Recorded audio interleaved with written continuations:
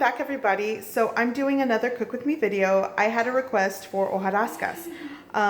Sometimes they also call them polvorones. At least I see them mark them that way in the marketplace where, you know, when I go shopping. But I've always called them hojarascas. Basically, it's a Mexican cinnamon sugar cookie. It's very popular during the holiday season. I will preemptively say this is not an authentic recipe. It's not very old school. I do cut corners with using ground cinnamon. It's very simplified, but trust me, it's a very tasty cookie, and texturally it melts in your mouth. So I hope you don't knock it before you try it. But anyways, you guys requested it, and I'm just going to show you how I like to make this popular Mexican cookie. Here we go.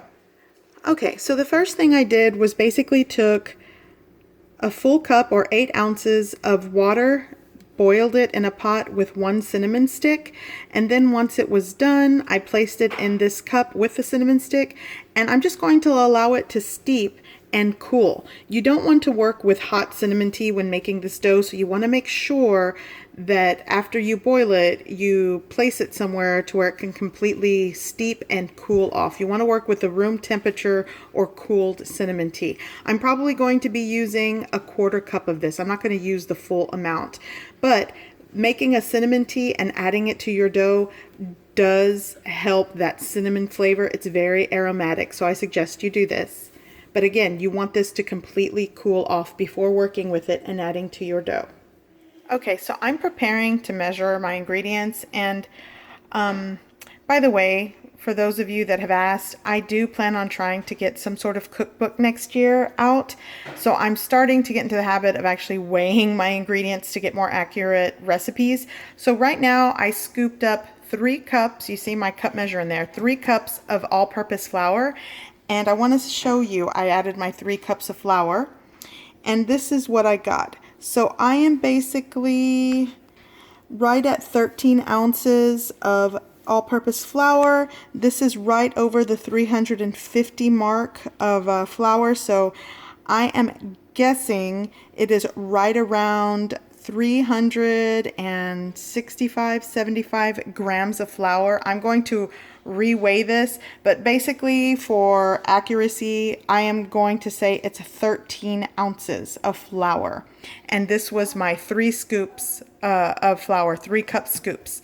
So that's just kind of showing you how I'm coming up with accuracy in this recipe. And if I feel like after I make the cookie, I'm like, I could have used more flour, I will adjust it. But again, I just want to show you, if you are not weighing your flour and you just say, oh, she said 3 cups, you might end up packing a lot more flour in your cup than I did, and it will throw off the recipe. So that's just something to think about. Okay, moving on.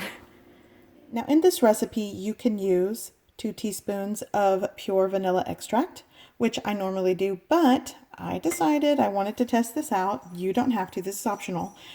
I'm going to use half of a vanilla bean pod, and I scraped out half of a vanilla bean pod to substitute for the pure vanilla extract. I'm going to see how this works. I'm excited to use it, but you do not have to do that. Definitely go with the pure vanilla extract, 2 teaspoons in this recipe. But today I'm going to give it a shot with this vanilla bean. And by the way, it smells so good. And what I did was basically cut open half of the pod and scraped out half of it. That's pretty much what I did. So again, I'm using vanilla bean, but you can use 2 teaspoons of vanilla extract. Okay, so let's go over the ingredients. I will be using 3 cups of all-purpose flour. I'm also going to be using 1 cup of granulated sugar. I'm using 8 ounces of lard, and let me show you the brand or what I'm using here. So I purchased this from the store. It is premium all-natural lard. Now, if you do not want to use lard, use butter, or you could also use Crisco shortening. Today I'm using lard, which is normally what I use. Now, I'm also going to be using the tea that we boiled. I will be using around 3 tablespoons, give or take. I'll let you know at the end, but pretty much 3 tablespoons is what I usually use. And this was the boiled steeped cinnamon tea. I'm also going to be using 1 teaspoon of sea salt. Now, if you are using fine table salt, maybe start with a ½ teaspoon, but this was ground sort of coarse sea salt, and I'm using 1 teaspoon of that. Again, I'm using half of a scraped vanilla bean pod, but you could substitute this for 2 teaspoons of vanilla extract. And I'm also going to be adding 1 teaspoon of ground cinnamon. Now, if you want more cinnamon, start with maybe 1.5 teaspoons, go up from there, but 1 teaspoon for me is fine. And again, some of these, the ratio of salt or vanilla extract or cinnamon, you can adjust those to your taste, but that's pretty much what I'm using to make the dough. So let's get started with the dough, and I'll show you how I do that. Okay, the first thing I'm going to do is add my vanilla beans, my scraped vanilla beans, into the sugar, and just kind of basically make a vanilla infused sugar. Now again, if you are using vanilla extract, you want to wait to add the vanilla extract to the sugar, but I really want the vanilla beans to permeate through the sugar, so I'm going to just put it all through the sugar. And I will say this, I purchased these vanilla beans, and for 2 pods, they were like $11, so it's not cheap, but I don't know, I felt festive, I wanted to do something different, and I don't know, if I like this, I'll keep it. I like to see the little flecks, they permeate very well through whatever you're going to bake or use them in, so I don't know, if you want to give it a try, go for it. And also, I know with hojarascas or polvorones, people like to add crushed pecans to them, but I am a nut-free house, so I will not be adding that to my cookies. But that is another flavor and texture you could add to your cookie dough. So I'm going to finish just mixing this through, and I'll be right back. Okay, so this is mixed well. Now I'm going to add my teaspoon of salt. Let's get that in there. And again, if you feel like a teaspoon is too much, maybe use ½ teaspoon, but I do make these all the time, and I don't know, the teaspoon of salt really does enhance and balance things in the cookie. I like it. Make sure that's mixed. And now I'm also going to add my teaspoon of cinnamon. Again, if you want less, maybe use ½ teaspoon. If you want more, go with an extra ¼ teaspoon. It's just up to you. And again, I'm also going to be using cinnamon and sugar to coat these cookies later. By the way, guys, side note here, I am mixing this cinnamon, sugar, and vanilla bean, and just it's permeating with cinnamon and vanilla bean. It smells so good. This might be the way I continue to make these cookies. If I like the addition of the vanilla bean instead of vanilla extract, gosh, it's so aromatic. It smells like the holidays right here in this bowl. Okay. So here comes the fun part. I am going to cream together my sugar mixture with the lard. Right in there. And again, this is 8 ounces of lard. You could use butter. If you don't have lard, you could also use some Crisco, some shortening, vegetable shortening. It's up to you. See if I can get this to mix without making a giant disaster here. Let's press this in for now. Okay, so I'm going to try not to make a disaster with my sugar because it smells so good, and I'm going to cream this together. I'll be right back. Okay, so here is my lard and sugar mixture. I've creamed them together. Now I'm going to add my 3 tablespoons of that cinnamon tea right into the bowl, and I'm going to continue creaming it until everything is smooth, creamy, and kind of fluffy. You want to fluff this up. And I will say this, filming this, I have the camera right in front of my arm. It's kind of hard to do this, but I will do the best that I can. And you can definitely use an electric mixer, but because I'm doing a cook with me video, I just didn't want the loud, you know, electric mixer sound. Okay, so here everything is creamed together. Now let's go over again what's in this bowl.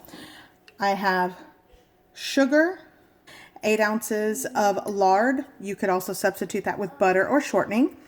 I also have half of a scraped vanilla bean. You can substitute that with what I usually use, which is 2 teaspoons of vanilla extract. I also have 1 teaspoon of sea salt and 1 teaspoon of ground cinnamon. And I also used 3 tablespoons of cinnamon tea. And it's basically a cinnamon stick that I steeped in water, and I used 3 tablespoons of that. So this is nice and creamy, combined well. So now all I'm going to do is start adding my flour. So I'm going to scrape this, and I'm actually going to use a fork. I mean, I could use my hands, but let's see how a fork works first. And sorry, my kiddo, my son, I'm very happy that he's making sound and noises, but when I'm filming, but I can't discourage him because he is nonverbal and he's autistic. So actually those sounds that probably annoy most people are actually music to my ear to hear my son vocalize that. So there's a little story about my son. Okay. So now I'm going to add maybe half the flour and start giving it a mix. I'll do it with my left hand so you can see. So it's basically what I'm trying to achieve here is a very melt in your mouth cookie. Now if I added the liquid after adding the flour, it would work the gluten in the flour too much, in my opinion, and give me a tougher cookie. So I really want it to be crumbly, and it's basically like a delicate melt in your mouth bite. That is the texture that I go for when I'm making my hojarascas. Now I know traditionally there are a lot of other ingredients that go into the dough. I know some people put egg. I knew of a person that would actually put beer in their cookie to help leaven and like fluff it up. I don't know their recipe. I just remember them talking about it when I was a kid, and I thought, what? But people have so many recipes to their cookies, and this is just one of many. So I'm going to continue mixing this, and I will be right back. Okay, so I actually had to go in with my clean hands and start working this in, just kind of gently folding it. Again, you don't want to overwork the gluten in the flour because you do want, or at least I do, I like a very delicate, crumbly, melt in your mouth texture. Okay, so this is pretty much what you're working with here. This is the consistency of the dough. I can shape it with my hand. I am actually going to roll these out, and I'll show you. One of the things I like about making these cookies is I like to just cut them into like diamond shapes or squares. I know a lot of people use little cookie cutters, heart shape, the little crimped edges or the little ruffled edges.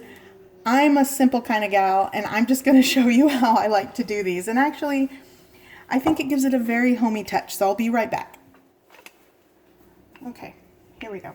So I'm going to roll this out, and I'll be honest, I don't measure.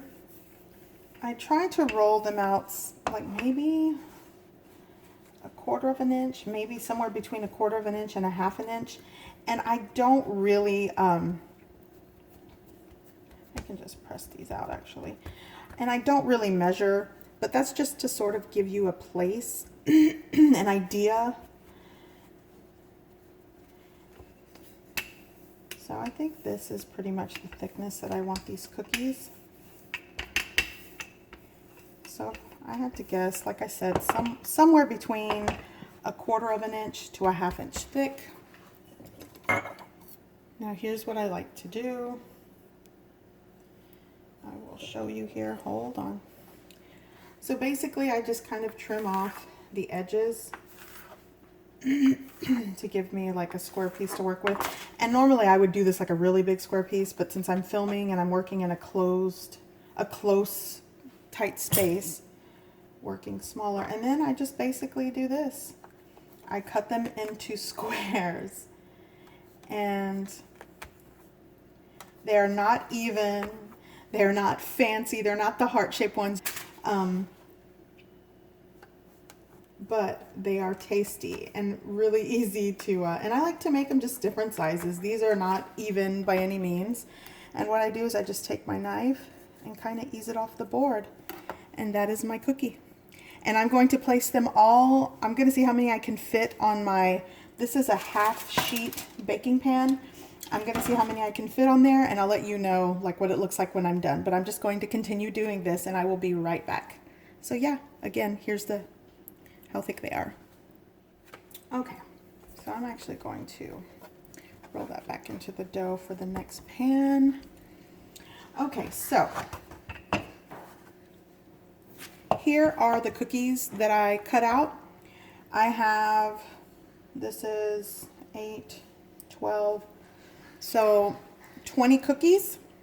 I'll probably be able to get maybe 2.5 dozen, almost 3 dozen, the size that I'm doing them. And if you'll notice, some of these are thicker than others. That's okay, don't fret.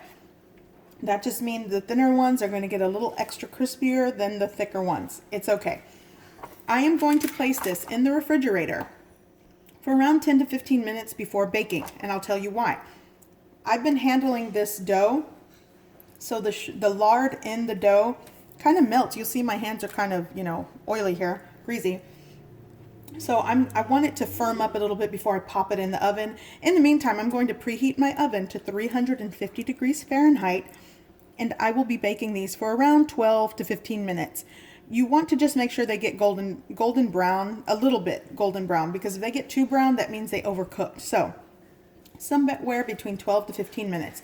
But again, I'm putting these in the fridge while my oven preheats, at least 15 minutes in the fridge. You want them to firm up, because if you bake them while they're still warm after you've handled them, they'll kind of spread.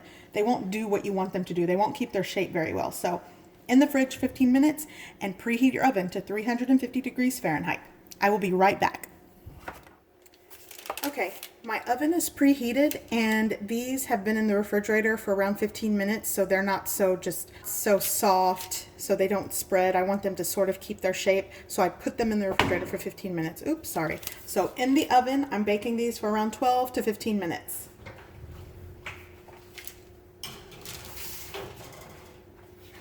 And here's the second pan.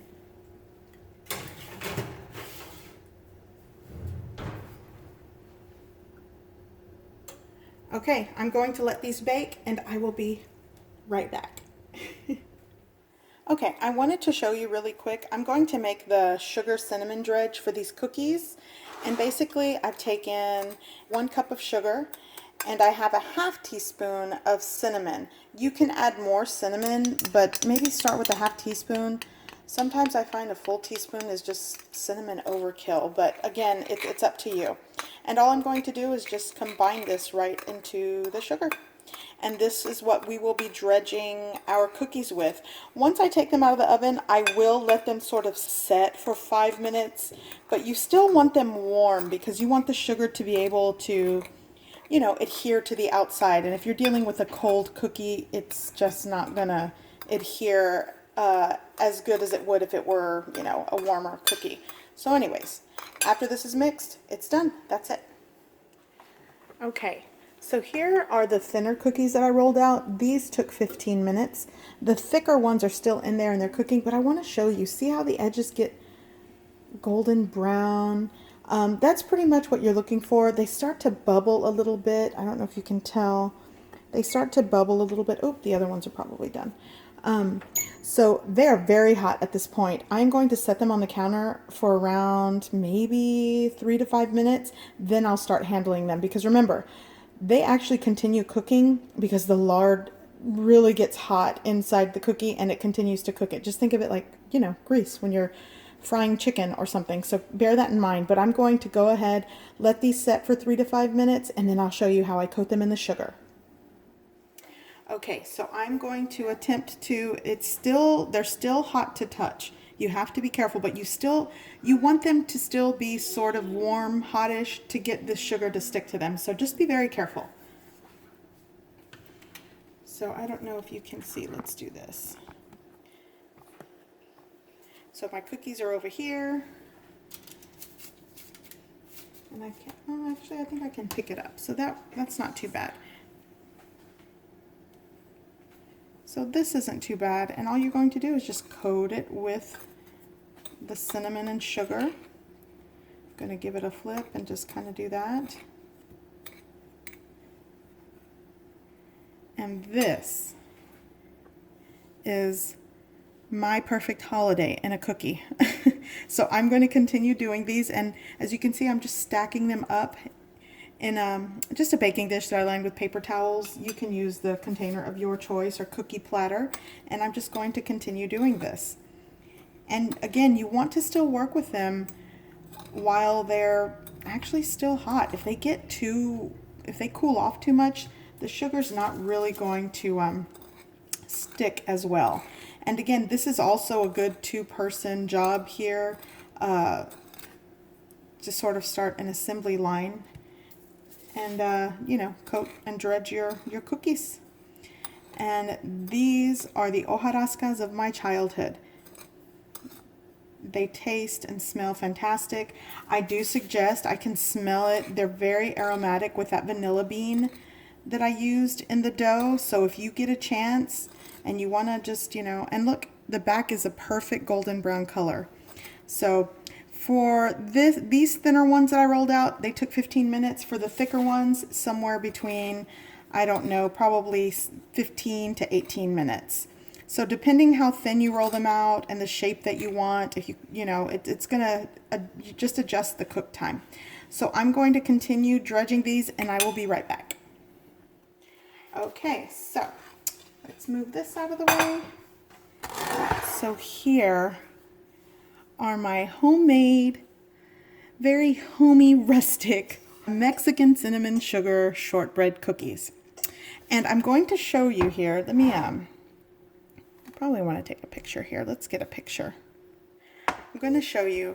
I'm probably going to make a mess, but it's okay. How these cookies are. This is what the inside looks like. There was no egg, there was no baking powder in this. So as you can see, basically aerate and cream together the lard, gently fold in and mix the flour, and you'll have a delicate cookie. And again, depending how thick you want these, or thin, will change the cook time. But you do want golden brown edges. I say, again, it varies. Half of the thinner ones took me 15 minutes. The thicker ones took somewhere between 15 and 18. So just, you know, watch for it. I'm going to give these to the boys. I can't eat these, but they smell fabulous. And the vanilla bean, if you have a chance, try it. You could see the little flecks of the vanilla caviar that's distributed through the cookie. It almost mimics the ground cinnamon that I remember biting into as a kid. Okay guys, so that was my easy recipe for hojarascas. And I will say this, if you find that the amount of sugar that goes into the dough, you can probably start with 4 ounces of sugar and go up from there. Just test out different doughs and see where you like it. I find that when I use a half a cup of sugar, I get people that want it sweeter, and then when I use a full cup of sugar, I get people that say, oh, it's too sweet. So find your happy preference. You can adjust definitely the sugar content in this cookie with, like I said, the cinnamon, the salt, things like that. So having said that, shout out to Mrs. P. I won't give her last name out, but she gave me the first recipe for hojarascas. It was a very simple, basic one using things like shortening, flour, sugar, and just the cinnamon sugar dredge. I played around with it, and I basically came up with the recipe that gave me the flavor that I wanted. But I do want to give her a shout out because it was a good resource for a recipe. So I hope you guys give this recipe a try. I hope you like it, and happy holidays to all of you, and I will see you in the next video. Bye.